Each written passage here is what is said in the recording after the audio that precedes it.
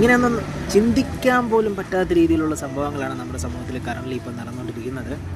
ഒന്നാലോചിക്കുക, സ്വന്തം അമ്മ മദ്യം കൊടുത്ത് രണ്ടാനച്ഛനും കൂടെ ചേർന്ന് പീഡിപ്പിച്ചു എന്ന് പറയുന്ന ഒരു വാർത്ത എന്ന് പറയുന്നത് നമുക്ക് കേൾക്കാൻ പറ്റുമോ?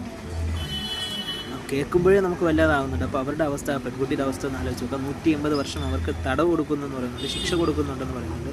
ഇതൊക്കെ ദുബായിലും ഗൾഫിലൊക്കെ ഗൾഫ് രാജ്യങ്ങളിലൊക്കെ ചെയ്യുന്ന പോലെ ഇവരെ രണ്ടുപേരെയും പിടിച്ചു നിർത്തി നല്ല ശിക്ഷകൾ കൊടുത്താലേ ഇവർക്കുള്ള ആൾക്കാർ വീണ്ടും അങ്ങനെയൊക്കെ ചെയ്യുമ്പോൾ പേടിക്കുള്ളൂ, ചെയ്യാതിരിക്കുള്ളൂ എന്നാണ് എനിക്ക് തോന്നുന്നത്. അല്ലാതെ ഇങ്ങനെയൊക്കെ ശിക്ഷകൾ കൊടുത്താൽ ഇതൊക്കെ മാറുമെന്ന് നിങ്ങൾ ചിന്തിക്കുന്നുണ്ടോ? കമൻറ്റിലെ രീതിയാണ്.